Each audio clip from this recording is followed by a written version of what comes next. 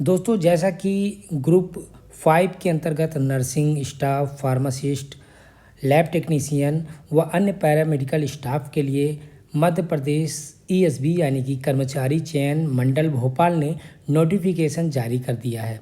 आप देख सकते हैं ये नोटिफिकेशन है, इसकी लिंक हम वीडियो के डिस्क्रिप्शन में आपको दे देंगे, वहाँ से भी आप डाउनलोड कर सकते हैं। तो जो आवेदन है वो आवेदन 26 नवंबर 2024 से भरे जाएंगे और इसकी जो लास्ट डेट होगी 10 दिसंबर 2024 तक, यानी कि आपको जो फॉर्म भरने के लिए लगभग 15 दिन मिलेंगे। इन दिन में आप ये फॉर्म के लिए अप्लाई कर सकते हैं। इसी प्रकार अगर आपके फॉर्म में किसी फॉर्म को अप्लाई करने के बाद और पेमेंट करने के बाद किसी प्रकार के करेक्शन की आवश्यकता होती है, फॉर एग्जांपल आपने पोस्ट कोड गलत भर दिया है या कि रोज़गार पंजीयन गलत भर दिया है, एग्ज़ाम सेंटर में आप चेंज करना चाहते हैं, तो आप उसे भी करेक्ट कर सकते हैं। उसकी डेट है जो फॉर्म भरने की स्टार्टिंग की डेट होती है, वहाँ से लेके आपको एक्स्ट्रा 5 दिन यानी कि 15 दिसंबर तक आप इसके लिए करेक्शन कर सकते हैं, यानी कि टोटल करेक्शन के आपको 20 दिन मिल जाते हैं। जो एग्ज़ाम है, क्योंकि कई जो पैरामेडिकल स्टाफ के लिए ये वैकेंसी है, तो अलग अलग पाली में और अलग अलग दिन में एग्ज़ाम कंडक्ट कराए जाएंगे। जो स्टार्टिंग डेट है 10 जनवरी 2025 यानी शुक्रवार से ये एग्ज़ाम स्टार्ट होंगे। तो यहाँ पर आप देख सकते हैं इसकी जो फ़ीस है, जो अनरिजर्व कैंडिडेट है और जो एमपी के बाहर के कैंडिडेट है उन्हें 500 रुपये प्रति प्रश्न पत्र और साथ में जो कियोस्क का पोर्टल शुल्क है वो 60 रुपये पे करना होगा। इसी प्रकार अगर आप एमपी के मूल निवासी हैं, जो एससी, एसटी या ओबीसी के या ईडब्ल्यूएस या दिव्यांग जन अभ्यर्थी है, तो आपको 250 रुपये प्लस ये पोर्टल शुल्क आपको देना होता है। तो जैसे कि जो इसकी एग्ज़ाम डेट है, हमने बताया कि ये 10 जनवरी से स्टार्ट होगी। 2 पाली में एग्ज़ाम होने हैं। फर्स्ट पाली का टाइम आपको 9 से 11 बजे 2 घंटे यानी कि 160 मिनट का आपको टाइम मिलेगा। इसी प्रकार जो द्वितीय पाली है उसका टाइम है 3 से 5, इसमें भी 2 घंटे।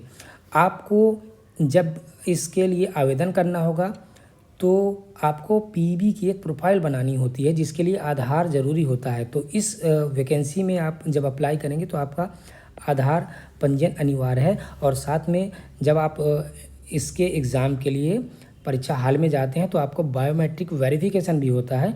तो आप अपने आधार से जो बायोमेट्रिक अगर लॉक है तो उसे आपको अनलॉक कर लेना है, ताकि आपको एग्ज़ाम में कोई दिक्कत न हो, आप आसानी से एग्ज़ाम में सम्मिलित हो पाएँ। अब यहाँ पर हम एज लिमिट की बात करें तो एज लिमिट 18 से 40 वर्ष है, जो कि जिसकी गणना 1 जनवरी 2024 की जाएगी। यानी कि अगर आप 1 जनवरी 2024 की स्थिति में 17 वर्ष के हैं तो आप इस एग्ज़ाम के लिए अप्लाई नहीं कर पाएंगे, या अगर आपकी एज 1 जनवरी 2024 की स्थिति में 40 वर्ष से अधिक है तो भी आप इस एग्ज़ाम के लिए अप्लाई नहीं कर पाएंगे। हालांकि जो मैक्सिमम एज लिमिट है यानी कि 40 से अगर अधिक है तो कुछ क्राइटेरिया है, जैसे कि आप एससी, एसटी या ओबीसी के कैंडिडेट हैं और जो भी निगम मंडल यानी कि कर्मचारी हैं या दिव्यांग जन हैं, उसमें कुछ 5 वर्ष तक की अलग अलग तरीके से छूट दी गई है। और इसमें जो भी पद हैं आप जिसके लिए भी आप अप्लाई करेंगे तो आपको एक अनिवार्य रूप से मध्य प्रदेश राज्य का रोज़गार का जीवित पंजीयन होना अनिवार्य है। तो सबसे पहले आपको अपने रोज़गार पंजीयन को चेक कर लेना है, क्योंकि बाद में जब आपका सिलेक्शन हो जाता है डॉक्यूमेंट वेरिफिकेशन में काफ़ी दिक्कत होती है अगर आपका रोज़गार पंजीयन पहले से जीवित नहीं होता। तो पहले आप अपने रोज़गार पंजीयन को रिन्यू करा लीजिए। अगर आप रिन्यू नहीं है, अगर आपने रजिस्ट्रेशन नहीं कराया है तो रजिस्ट्रेशन कराइए, उसके बाद ही आप इसके लिए इस वैकेंसी के लिए अप्लाई कीजिए। यहाँ पर अब हम रिजर्वेशन की बात करें तो जो एसटी के कैंडिडेट हैं उनके लिए, मध्य प्रदेश के निवासी हैं तो उनके लिए जो रिजर्वेशन है 20% है, एससी के कैंडिडेट के लिए 16%, ओबीसी के लिए 27%, जो कि माननीय न्यायालय के निर्णयाधीन है। यहाँ पर फ़िलहाल केवल अभी 14% ओबीसी के कैंडिडेट को दिया जा रहा है, बाकी 13% होल्ड किया जा रहा है। न्यायालय के निर्णय के पश्चात ही इसका फैसला हो पाएगा कि ये जो सीटें हैं जनरल के कैंडिडेट को दी जाएंगी या कि ओबीसी की दी जाएगी। इसके अलावा जो ईडब्ल्यूएस के कैंडिडेट हैं, ईडब्ल्यूएस, उन्हें 10% का आरक्षण दिया जा रहा है। इसके अलावा इस भर्ती में जो संविदा कर्मी हैं, जो कि मध्य प्रदेश शासन के विभिन्न विभागों में, जैसे कि मध्य प्रदेश रोजगार गारंटी योजना, एनएचएम, जिला स्वास्थ्य समिति या सर्व शिक्षा अभियान मिशन में संविदा पे नियुक्त हैं, तो उन्हें 50% का आरक्षण इस भर्ती में दिया जा रहा है। लेकिन उसके लिए संविदा पद पर मिनिमम 5 वर्ष की निरंतर सेवा उस संविदा अधिकारी या कर्मचारी की होनी चाहिए। तो ये भी भरने से पहले ध्यान देना होगा कि अगर आप संविदा कर्मचारी हैं, आप इस भर्ती के लिए आवेदन कर रहे हैं और आपका जो अनुभव है 1 वर्ष या 2 वर्ष या 3 वर्ष का है, तो आपको इसका लाभ नहीं मिलेगा। आप यहाँ पर संविदा का लाभ लेने हेतु अप्लाई न करें। ठीक है, तो आप देख सकते हैं कि यहाँ पर संविदा पद पर आवेदक न्यूनतम 5 वर्ष तक संविदा आधार पर नियुक्त रहा हो। तो इस तरह से ऐसे संविदा कर्मचारी जो 5 वर्ष तक अपनी सर्विस को कंप्लीट कर चुके हैं, उन्हें ही इस संविदा के सीटों में 50% आरक्षण का लाभ मिल सकेगा। तो अब हम यहाँ पर बात करेंगे कि जो पैरामेडिकल स्टाफ के किन किन पोस्ट के लिए कितनी वैकेंसीज अवेलेबल है। यहाँ पर आप देख सकते हैं, नर्सिंग जो अफसर है उसके लिए 55, फार्मासिस्ट ग्रेड 2 103 जो कि लास्ट ईयर से काफ़ी कम है, और laboratory technician, lab technician, lab assistant के लिए 323 यानी कि 323 सीटें, जो सबसे अधिक सीटें हैं लैब टेक्नीशियन के लिए हैं। इसके अलावा radiographer, OT technician, occupational therapist, optometrist, dental hygienist, prosthetic and orthotic technician के 3, स्पीच थेरेपिस्ट के 4, रेडियोथेरेपी टेक्नीशियन के 3, एनेस्थीसिया टेक्नीशियन के 7, ईईजी टेक्नीशियन के 1 पोस्ट, सीएसएसटी टेक्नीशियन के 6 और lab attendant, dissection hall attendant, OPD attendant, dresser grade 2। ये जो post है लगभग मोस्टली 10+2 यानी कि 12वीं फिजिक्स, केमिस्ट्री, बायो के कैंडिडेट इसमें एलिजिबल होते हैं। और सिंपल अगर आप 12वीं बायोलॉजी विषय से उत्तीर्ण हैं तो आप इस पद के लिए आवेदन कर सकते हैं, जिनकी टोटल संख्या 129 है। इस तरह से विभागवार पद का विवरण भी दिया है कि जैसे कि संचालय स्वास्थ्य सेवाएं के अंतर्गत कितने रेडियोग्राफर और उनमें जो आरक्षण का उसमें श्रेणीवार उपलब्ध संख्या क्या है वो आप यहाँ पर देख सकते हैं।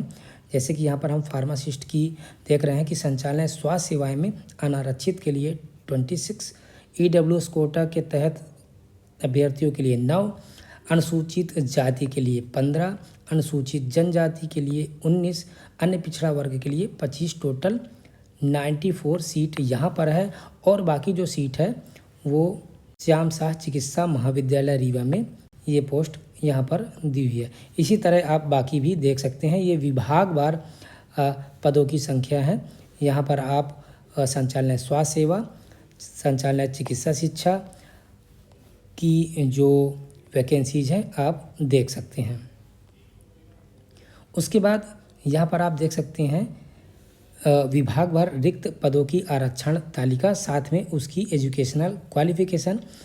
इसे ठीक तरह से पढ़ के ही आपको आवेदन करना है। यहाँ पर रेडियोग्राफर का जो है रिजर्वेशन टेबल दिया हुआ है, आप देख सकते हैं। जैसे कि हमने बताया कि अन्य पिछड़ा वर्ग को 14% आरक्षण के अनुसार कुल 87% पदों की मुख्य आरक्षण तालिका, यानी यहाँ पर डिवीज़न दिया गया है 87% पदों के लिए, और शेष जो 14% के लिए और जो शेष 13% के लिए प्रावधिक या काल्पनिक, यानी कि जो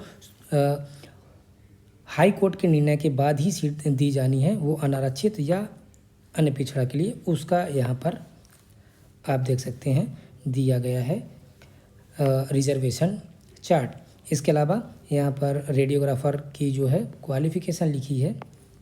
इसी तरह हम लेबोरेटरी टेक्नीशियन के देखते हैं, तो यहाँ पर जीव विज्ञान, रसायन भौतिकी उसके अलावा पैथोलॉजी टेक्नीशियन का 10 माह या 1 वर्ष का प्रशिक्षण या 2 वर्षीय DMLT या BMLT, साथ में जो पैरामेडिकल में इनका जीवित पंजीयन। ठीक इसी तरह आप देख सकते हैं कि जो फार्मासिस्ट हैं उनमें भी यहाँ पर चूँकि लास्ट ईयर भी इसमें मैथ के कैंडिडेट को एलिजिबल नहीं किया था, तो मैथ PCB के जो अभ्यर्थी हैं, PCM के, तो वो इस भर्ती के लिए एलिजिबल नहीं हैं। तो फार्मासिस्ट पोस्ट के लिए 12वीं बायोलॉजी, केमिस्ट्री और फिजिक्स से उत्तीर्ण होना चाहिए। साथ ही किसी भी फार्मेसी का डिप्लोमा या डिग्री होनी चाहिए या M.Pharma होना चाहिए, और pharmacy council of Madhya Pradesh में फार्मासिस्ट का जीवित पंजीयन होना चाहिए। अब यहाँ पर हम इस भर्ती परीक्षा की जो सिलेबस की बात करें, तो चूँकि कई पद हैं, तो यहाँ पर जो 25 अंक रहेगा उसके अंतर्गत आपको समान ज्ञान, समान हिंदी, समान अंग्रेजी, समान गणित, समान विज्ञान, समान अभिरुचि के प्रश्न रहेंगे। बाकी जो 100 में 75 क्वेश्चन रहेंगे वो आपके कैडर से रिलेटेड रहेंगे। जैसे फार्मासिस्ट का सिलेबस अलग होगा, लैब टेक्नीशियन का अलग होगा और नर्सिंग का अलग होगा। तो इस तरह से टोटल जो 160 मिनट का जो पेपर होगा उसमें आपसे 100 क्वेश्चन पूछे जाएंगे, मिल जाएगा। जैसे कि ये नर्सिंग स्टाफ का सिलेबस है और ये फार्मासिस्ट का सिलेबस है, तो इस सिलेबस के अंतर्गत आपसे 75 क्वेश्चन पूछे जाएंगे। तो दोस्तों इस तरह से आप इस भर्ती परीक्षा के लिए अप्लाई कर सकते हैं। आप यहाँ पर समय का ज़रूर ध्यान रखिएगा कि आप 26/11 से 10/12 तक इस भर्ती परीक्षा के लिए अप्लाई कर सकते हैं। और करेक्शन अगर आप करते हैं, अगर आपके फॉर्म में किसी प्रकार की त्रुटि आती है, तो जो प्रोफाइल के बाद वाला सेक्शन है उसे आप डायरेक्ट करेक्ट कर पाएंगे। लेकिन अगर आपके प्रोफाइल में कोई त्रुटि है तो आप पहले प्रोफाइल में करेक्शन करेंगे, उसके बाद जब आप वापस से उस फॉर्म को एडिट करेंगे तो नवीनतम प्रोफाइल प्राप्त करे का ऑप्शन आएगा। उसके बाद आप इसके आवेदन को करेक्ट कर पाएंगे, जिसमें आपको लगभग 40 से 60 रुपये का शुल्क, करेक्शन शुल्क जो देना होगा। एग्ज़ाम सेंटर की बात करें तो यहाँ पर PV स्वतंत्र होता है कि वो कहीं भी आपको सेंटर में परिवर्तन कर सकता है, कमी या वृद्धि कर सकता है। फिलहाल जो संभावित परीक्षा शहर हैं बालाघाट, भोपाल, ग्वालियर, इंदौर, जबलपुर, खंडवा, नीमच, रतलाम, रीवा, सागर, सतना, सीधी, उज्जैन। तो जो ये सेंटर हैं वो अभ्यर्थियों की संख्या के आधार पर घटा या बढ़ा दिया जा सकता है। इस तरह आप हमारे जो वीडियो के डिस्क्रिप्शन में जो लिंक दी है उस लिंक से इस PDF की कॉपी प्राप्त कर सकते हैं। साथ ही ESB का प्रोफाइल बनाने का आपको वीडियो मिल जाएगा, आप प्रोफाइल भी बना सकेंगे और आसानी से इस भर्ती परीक्षा की लिंक दी होगी जहां से आप इस भर्ती परीक्षा के लिए आवेदन कर सकते हैं। आशा करता हूं ये वीडियो पसंद आया होगा। हमारे वीडियो को लाइक, चैनल को सब्सक्राइब करें और दोस्तों के बीच शेयर ज़रूर करें। आशा करता हूं ये वीडियो आपको पसंद आया होगा। हम फिर मिलते हैं किसी नए टॉपिक के साथ। आपका दिन शुभ रहे। धन्यवाद।